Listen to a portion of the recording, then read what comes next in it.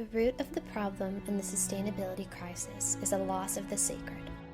Through conversations with scientists, theologians, scholars, thought leaders, and friends of the Spirituality and Sustainability Global Network, Make It Sacred explores the intersectionality of spirituality and sustainability and why this intersection is critical at our existential societal tipping point. Without spiritual grounding, we won't have a commitment or political will to create hope for sustainability. Co-creation always starts with a conversation. And what are we co-creating? A spiritually grounded passion that comes from a sacred understanding of the earth. Hi, my name is Maddie, and I'll be your host as we start these conversations together.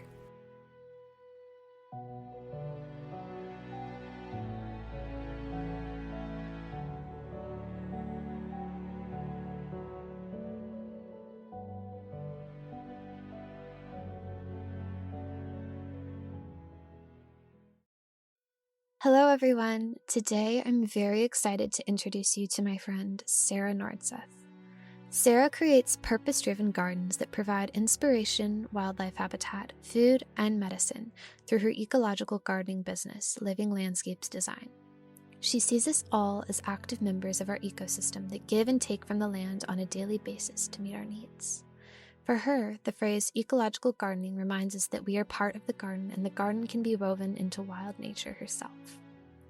Over the past 10 years, she studied and worked in horticulture, permaculture, sustainable agriculture, and herbalism. As an avid gardener with a passion for encouraging others to cultivate a deeper relationship with the earth, she wants Living Landscapes Design to offer something for everyone. Through Living Landscapes Design, Sarah aims to provide the knowledge and tools to harmonize the rhythms of nature with her clients' vision to cultivate gardens that are both beautiful and functional.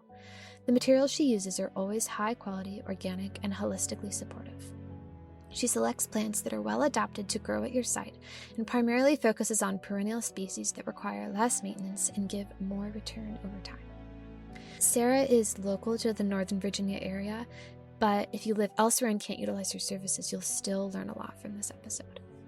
As always, you can support the show by leaving a rating or review on Spotify or iTunes. It really helps to spread the word so that other people can find these conversations, listen to them, and learn from them. And if you'd like to support the production of this podcast and further educational initiatives from the Spirituality and Sustainability Global Network, you can go to spirituality-sustainability.net and click on the donate button, or you can click the link in the show notes. Thank you so much for being here and supporting us with your ears, and let's listen to Sarah's wisdom. So important to have people at the grassroots level and people just showing up in community, because that's really what is going to keep change moving, is if it starts with heart change, people change, community shifting to heal the planet and provide for ourselves and weave the connection that we need to grow and evolve in a healthy way. Exactly. So let's start. I want to hear about you, first of all. So introduce yourself and tell us this is kind of a big question, but tell us about your kind of upbringing and cultural background that led you to where you are now in the work you're doing. My name's Sarah Nordseth. It's so good to be here and be chatting with you, Maddie, and get to share a little bit about my story. I grew up in the suburbs of Northern Virginia, about 45 minutes outside of DC, and was raised in a religious family, was raised Christian, and a lot of my life growing up was really centered around the church and that culture and that community. So I was homeschooled for a few years, and then went to a Christian school for the rest of my childhood, those early childhood years. And in that cultural framework, there's this understanding that the earth was this creation and that God is our creator and that we are asked to be stewards of the planet. And so I didn't necessarily grow up in the most environmentally conscious or earth focused household. It wasn't really part of my day-to-day conversation or values was to think about the earth in this precious way. But that value of being a good steward of the earth was always something that was alive in my being, even before learning about like ecology and environmentalism and stuff like that. So yeah, as a kid, like I was encouraged to go play outside all the time. I'm just kind of like, I let my imagination run wild. I wasn't learning a lot of earth-based skills or gardening as a young kid, but I was more going out and making forts and potions and just experiencing and not needing to be busy doing a lot, but more investing my time and putting my time into like creative play.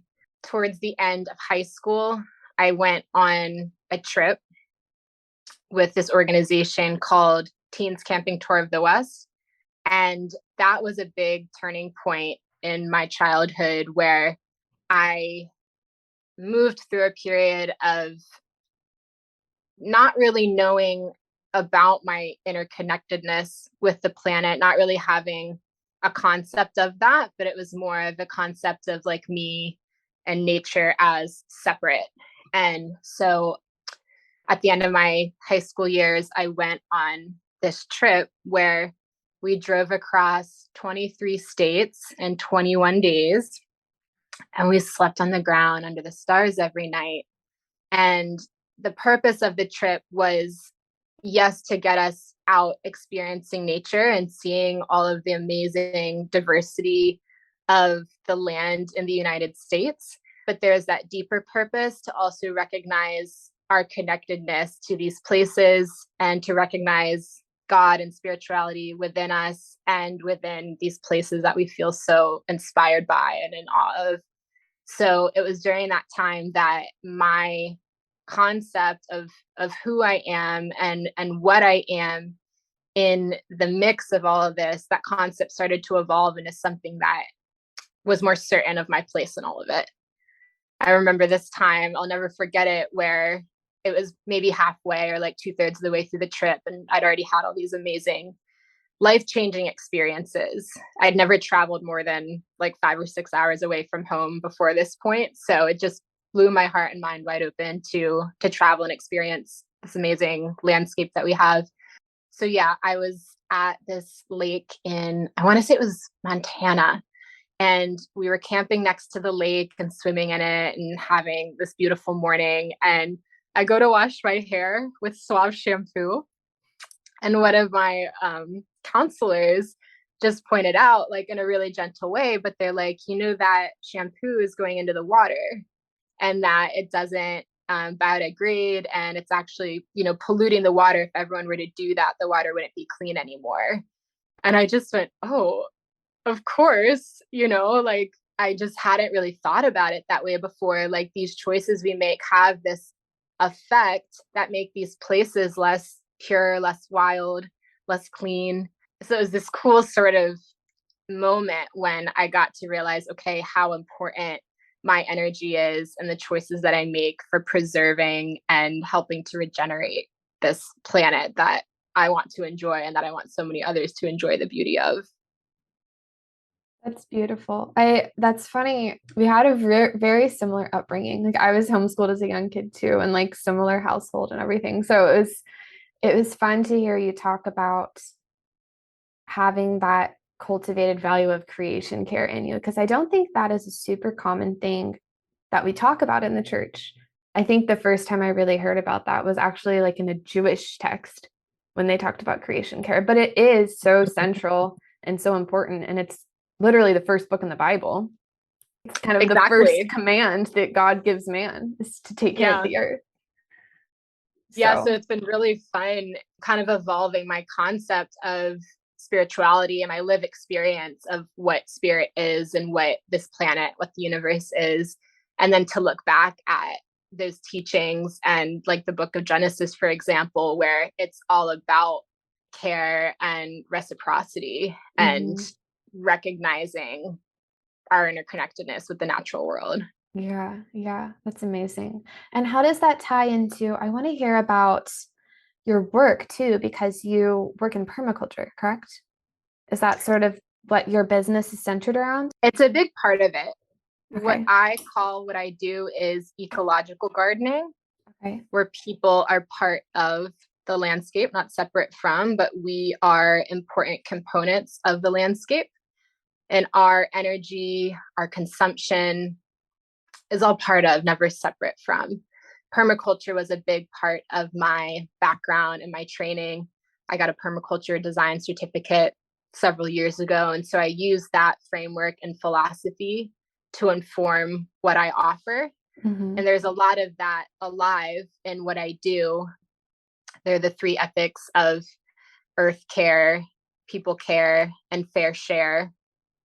And all of that feels important in the services that I offer and the work that I do, which is centered around wanting to empower people to be active participants in the landscape through gardening. Can you talk a little more about the earth care, people care, fair share? What is that? Definitely. So those are the three ethics in permaculture that the philosophy is kind of built around. The earth care being the like walking gently on the earth, making choices that honor the earth and give back. And so things that are going to help to keep our ecology healthy and functioning well, not extractive, not, using chemicals to kill off certain plants or animals we don't want around, but recognizing that that what we use to live can be done in a respectful and harmonious way. And then the people care is recognizing how important it is for ourselves to do our personal work in the world and to be kind, compassionate, good neighbors, and contribute to the social web of our community and of this ecosystem that we're in that contains the people. So yeah, it's about making sure that our relationships are flowing harmoniously and that we're being nourished by the exchanges that we have with our human friends and family. Fair share is, to me, about redistributing abundance and not keeping it overly concentrated in one place, but recognizing that we do well by sharing the wealth and redistributing the wealth so that everyone has access to opportunities and the abundance that nature provides. So it's recognizing how important cyclical patterns are and making sure that everyone has access rather than being cut off from the abundance that the earth provides us with. That's really beautiful. And it's interesting how, well, at least not really coming from knowing much about permaculture or that background or what it is. I thought it was more of just an ecology, nature sort of thing. But the way you're describing it, it sounds very holistic in not just nature itself, but everything that interacts in nature. Exactly. And that's something that I really resonated with as I was first learning about it back in my undergrad studies. I learned about it through the avenue of sustainable agriculture. Why don't you tell us about Living Landscapes? That's your business, right? Yes. So Living Landscapes was born about a year ago, and it exists to serve this community in the kind of northern Shenandoah area. We're based out of Clark County and serve Clark and Loudoun and some of the surrounding areas. And yeah, the purpose behind the business is to empower people to be active participants in their landscape through gardening and to meet people where they're at and helping them to plug into the land in a practical way. For some people, that's through having attractive plants and pollinator plants and flowers. For other people, they want to be involved in growing their own food. And so we focus on annual gardens mixed with perennial systems. And yeah, we try to come right in to where people are ready to plug in and create the systems that they need to meet their goals and give them the encouragement that they need and the education that they need to learn how to take care of their gardens. So I provide consultation, design, installation, and maintenance on the gardens that we put in. So a big part of what we do is help to facilitate people in the back to the land movement and remember these skills that have sort of fallen away, like growing food and tending to the soil and tending to the land. Something that sort of sparked the birth of the business was all of the chaos that unfolded in 2020 and the consideration of supply chains, collapsing or being halted. I wanted to provide a solution to that potential food insecurity.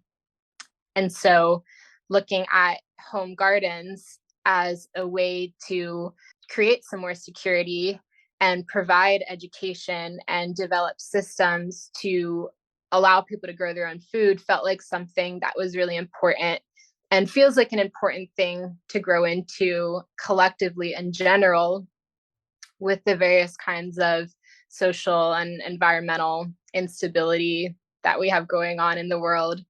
There's this really great poem that I read back in 2020, and I wish I remembered the exact words and was able to look it up, but I haven't been able to find it since then. But the basic concept of it was, if supply chains are going to collapse, grow a garden. Like if people in our communities are going to start getting sick and suffering, like grow a garden because it will, help make you healthier and provide you the nourishment that you need. And it just listed like these different, like, what if scenarios that seem really like scary and kind of dark.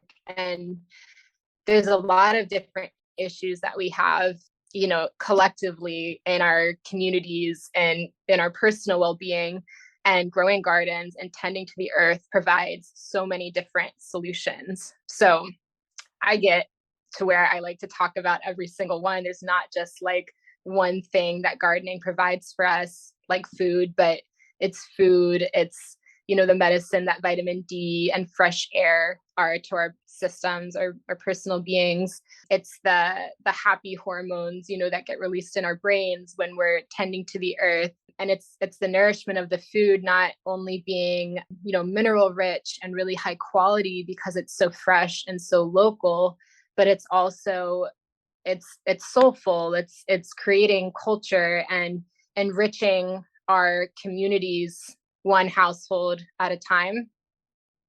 So that's where some of the concepts of permaculture start to weave in to the mission and the purpose that Living Landscapes seeks to serve.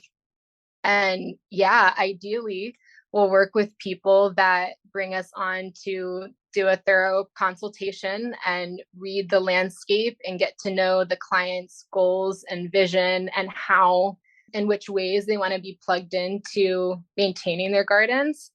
And we'll come in, lay it all out, offer the guidance and support, put the system into place, and then provide the education and or hands-on work that's needed to help the system thrive, and really be the support that they need all along the way to start to like live and embody the experience of living a little bit closer to the earth through their gardens.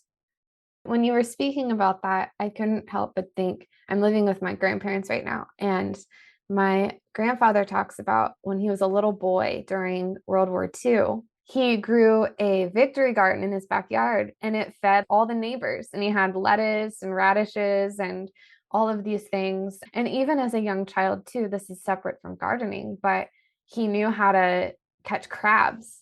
And he would go out, catch crabs and bring them home, and his mom would make them all sandwiches. And it's funny because when we talk about that skill now of gardening or foraging or whatever you want to say, people associate it with being kind of a hippy dippy topic, very far removed. It's not something a lot of us are in touch with anymore, but really 2 generations back, it was a normal thing for a child to know how to do.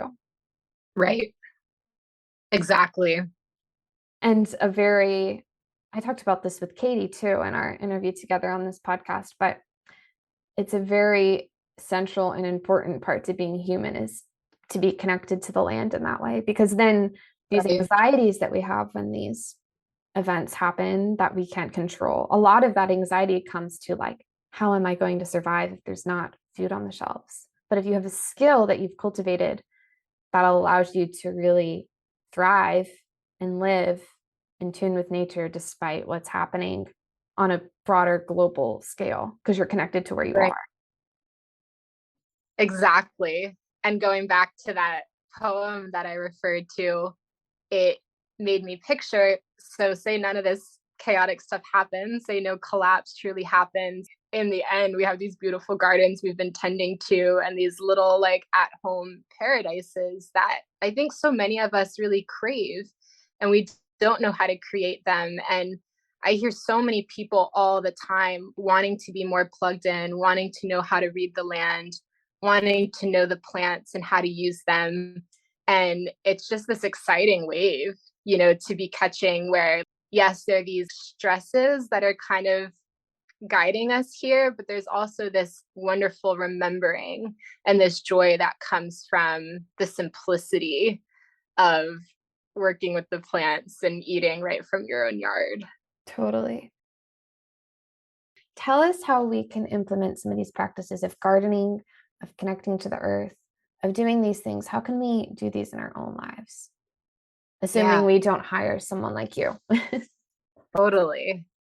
So for me, it starts with connection and embodiment, and not just jumping right into more technical stuff, but just connecting with our hands, with our feet, with our breath, and feeling in our bodies the connection that we share and the role that we have within nature itself. So I think things like walking barefoot on the earth, touching the earth with our hands, touching wild water, getting in streams, getting in rivers, getting up and feeling the morning sun or watching the sunset, all of these things that help remind us of our rhythm and the role that we have within this great orchestration that nature is so important to the practices of observing the land and then like producing nourishment from ourselves for ourselves in the garden.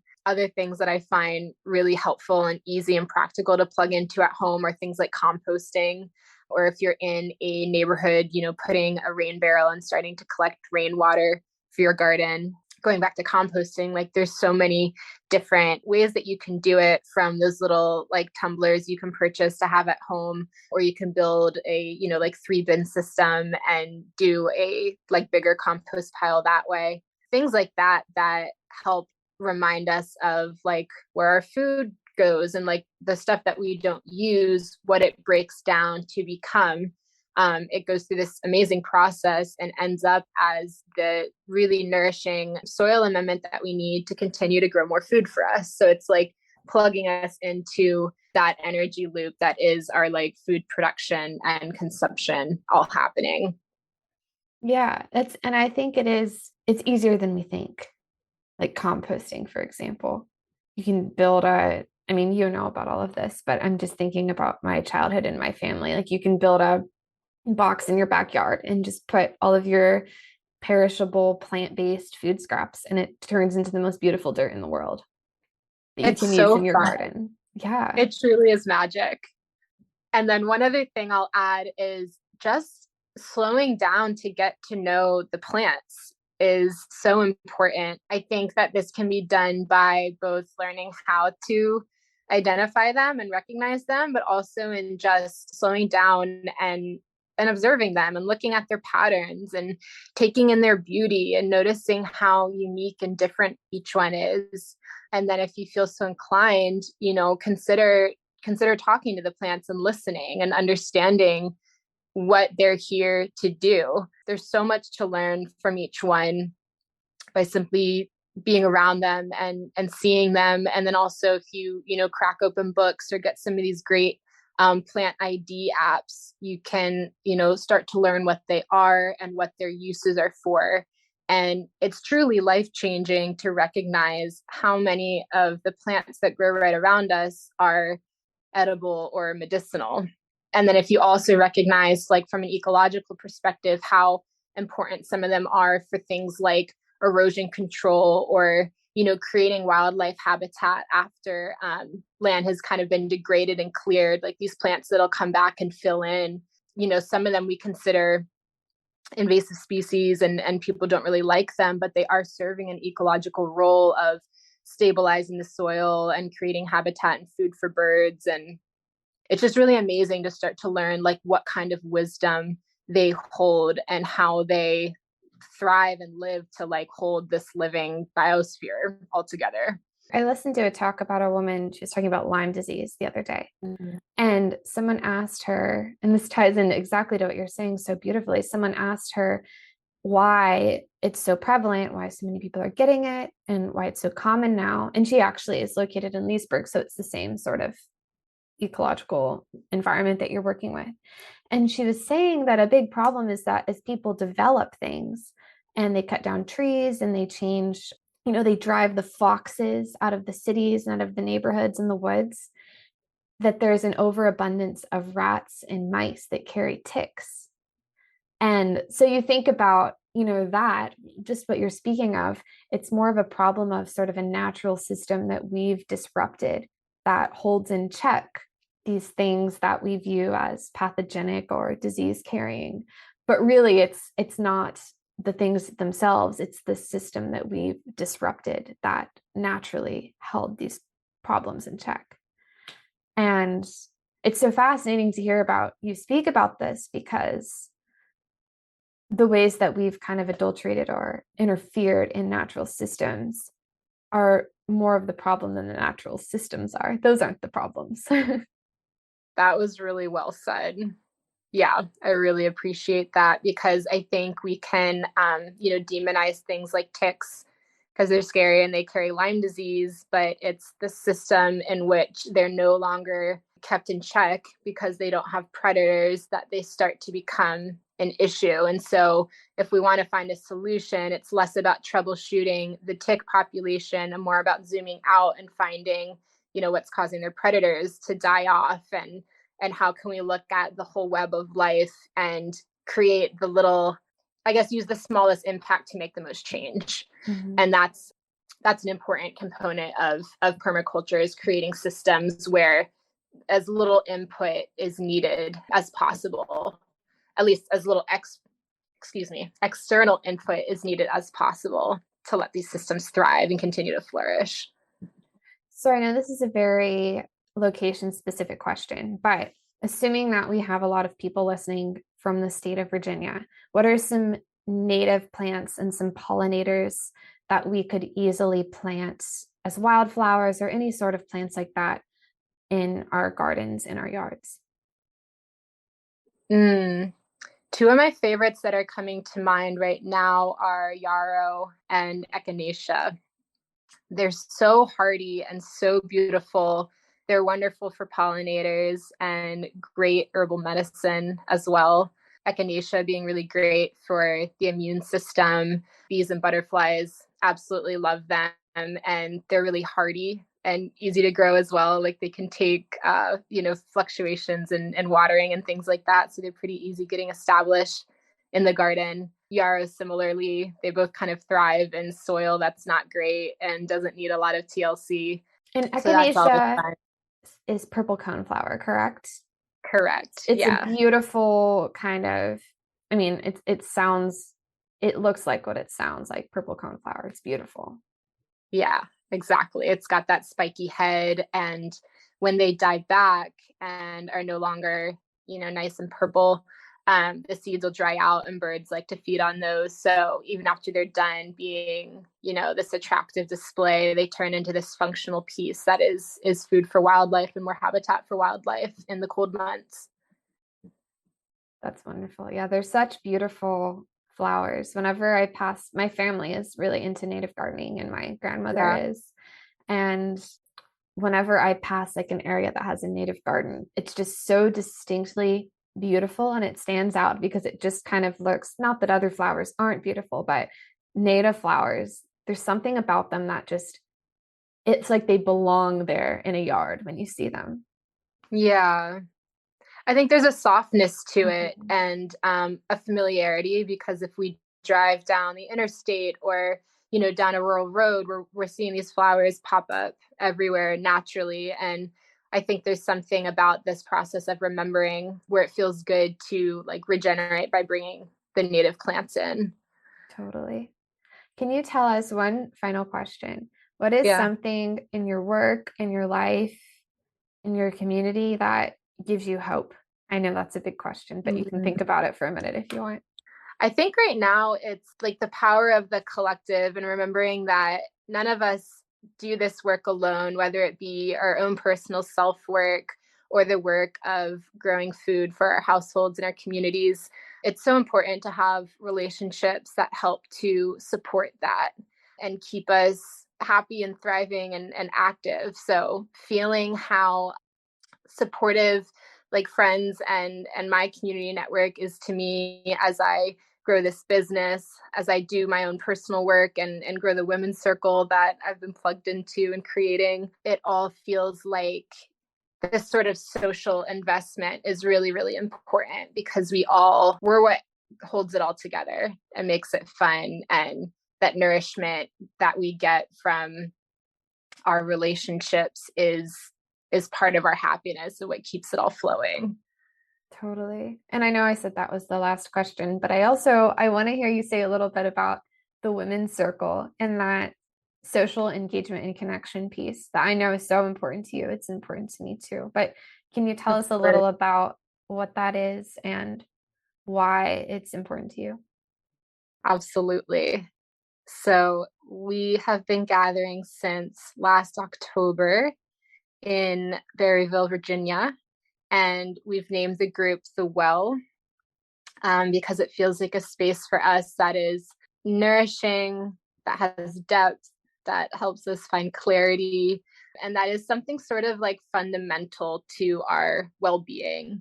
We always open circle with talking about how this is something that women have done for many, many years, for as long as time, perhaps. And to come together and sing and move and talk feels like something that me and the three other women I founded it with, we were all craving it. And we were realizing, if we're craving it like this, there have to be other women in our community that are feeling like that same sort of longing to have space to come and be seen and heard and receive in. So a big theme and purpose behind it is also nourishment. I feel like I've probably said that word a whole bunch of times during our conversation. But yeah, with nourishment and with enriched systems, with our own beings being well enriched, I believe that it really gives us the capacity to do anything. We have what we're needing to be healthy and well readily available to us. So it's been really, really fun to watch this little community of women grow and start to plug into that feeling of we can do anything. We can truly do anything, like when we come together and heal and encourage and just have space to let out and vent and process and move energy. So that's something I'm really passionate about. And, while it's not a group that's like garden related, it's that something that's feeding that like social capital and that is feeding community growing. And that all feels like part of caring for the land and caring for people. I couldn't agree more. Well, thank you so much for taking the time to talk with me. And you're such an inspiring person and someone who's really living out everything you believe in. And that's so wonderful to see in your work and just the way you live too and your relationships. And I'm excited for people to learn from you. Thank you so much, Maddie. It's been so nice talking to you. You too.